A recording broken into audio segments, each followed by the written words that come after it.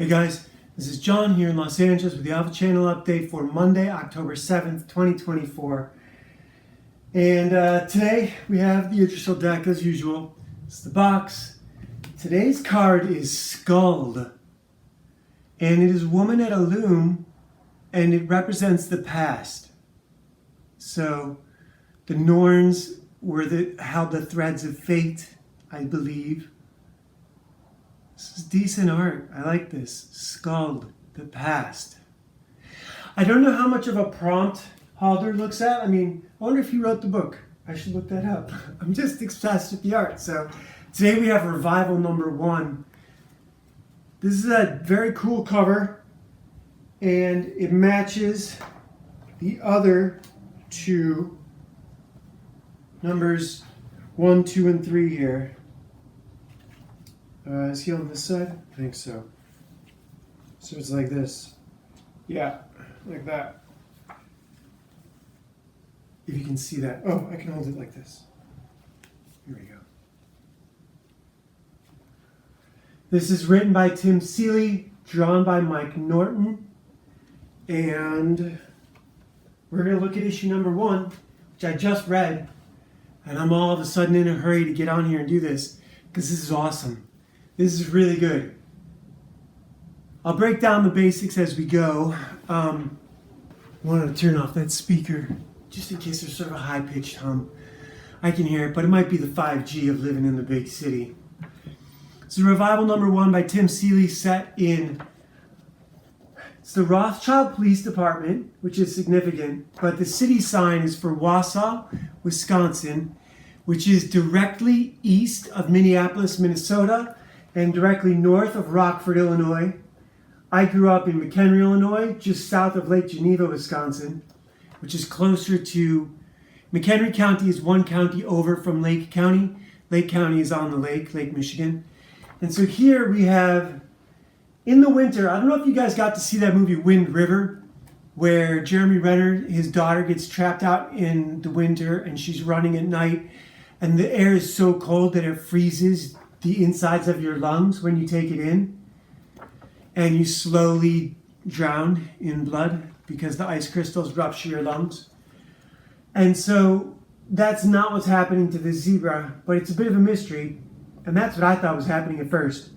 I remember it being so cold that your breath freezes in your throat. Here's the police chief, and here is this Ibrahim guy shows up from the CDC at a blockade, at a roadblock. So this has nothing to do with the zebra, but you don't really know that. And there's this cute little poem in the beginning that's about, I don't even know what it's about. It rhymed. It's just someone for creative writing. It's on college rule paper. And so then now the cop, the sheriff, gives this guy the cold shoulder. And we know why. The Supreme Court has ruled that affirmative action is illegal, and it has harmed an entire generation, my generation, Generation X. We were the kids who our parents gave away the world because they were butthurt over Vietnam.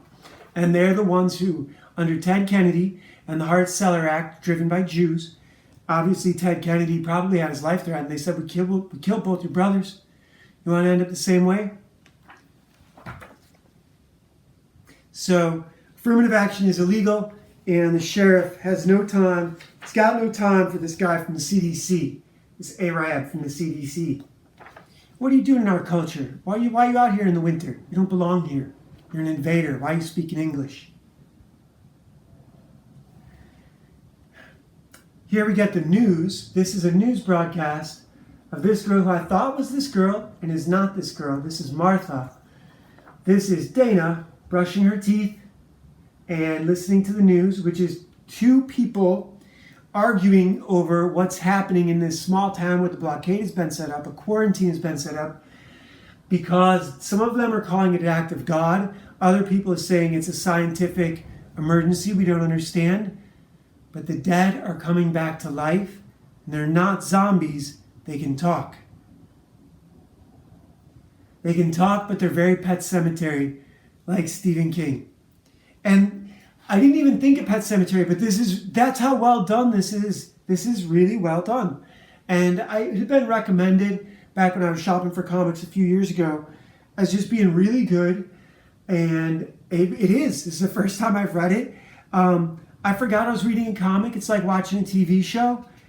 This is really, really good. All the characters develop. She puts on her uniform. You see her uniform right away while she's brushing her teeth right down here.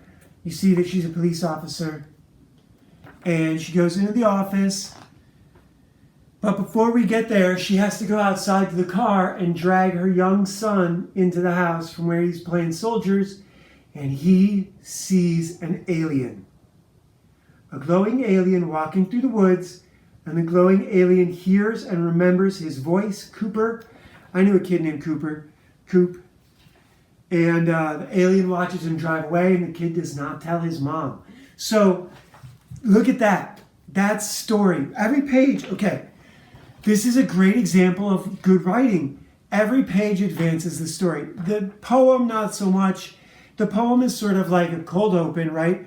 This bit with the horse is right before the commercial, the first commercial break, and then we get the title of the show, the director's name, the producer's names, the actors' names, and that starts with this bit right here, this scene, where Ibrahim shows up and the sheriff tells him to suck eggs, basically.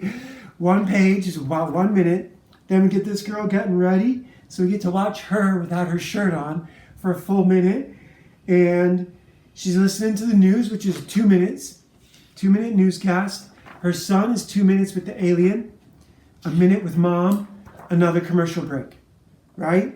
And then she gets to the office. Obviously, she's dropped him off at school. She's threatened to leave him at his dad's for the weekend because of all this chaos. This old guy, I know this guy. He's in his tracksuit at the police department for getting a traffic ticket, and he's asking out the receptionist. He's like hitting on everything that moves. And Dana comes in, and she accepts a donut from the jolly giant behind the desk, the other guy at the front office, and gets called in by her dad, he's the sheriff, he runs the show.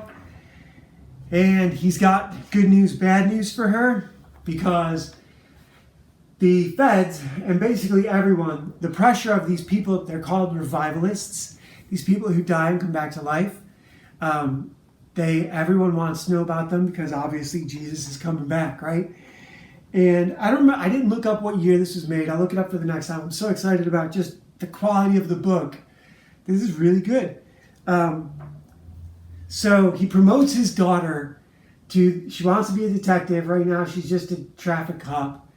And he makes her detective of the Revival Investigation Squad, which she's not excited about, which kind of sounds like bullshit, but it is also where all the action is, because her first job, she gets sent out to Wausau or somewhere across the bridge from Rothschild Police Department and sees her sister, Martha Ann Cypress, out looking over the water and freaks out. What are you doing? Get in the car.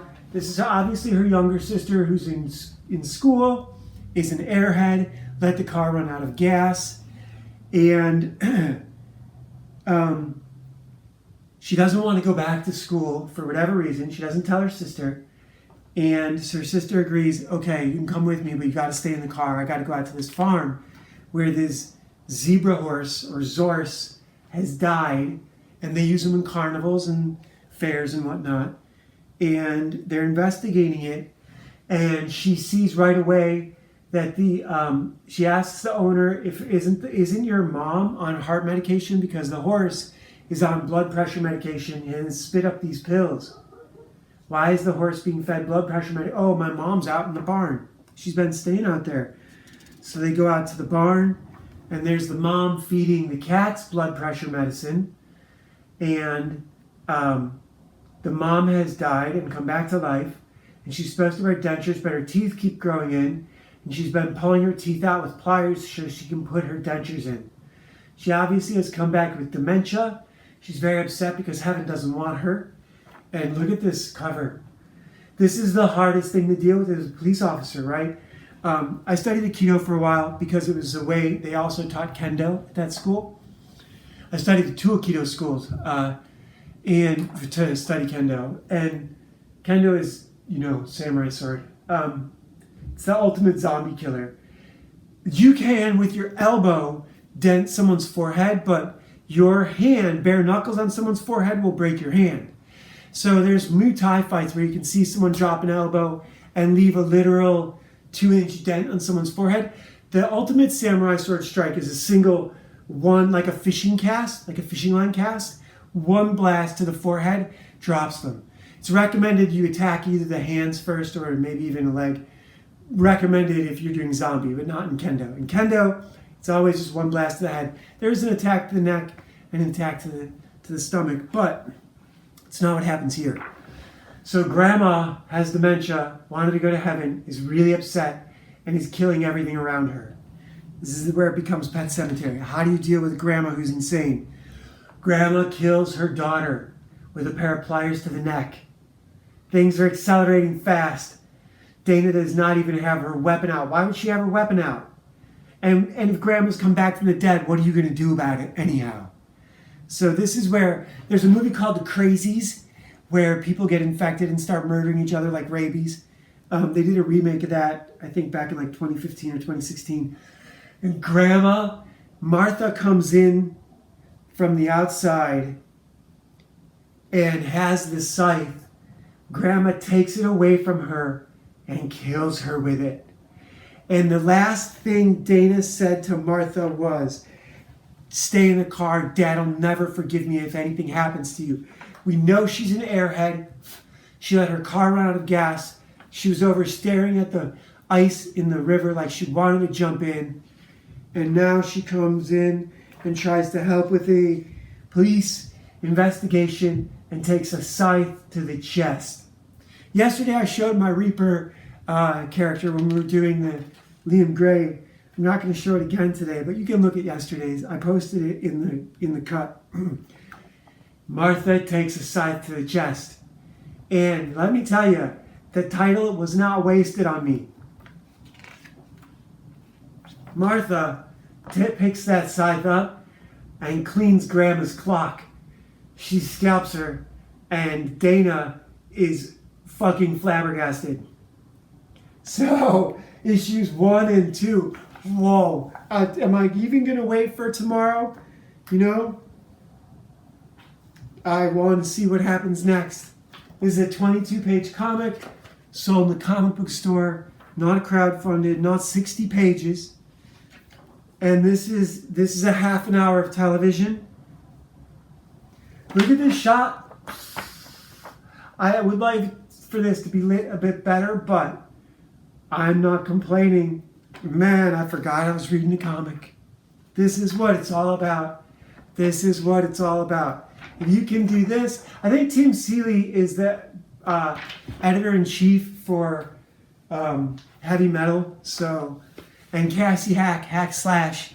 Hack Slash has some things in common with my character Ashley Fox. Ashley Fox is more like what Aeon Flux's childhood would be like in the future if they had a regular society. If it was like now, only more.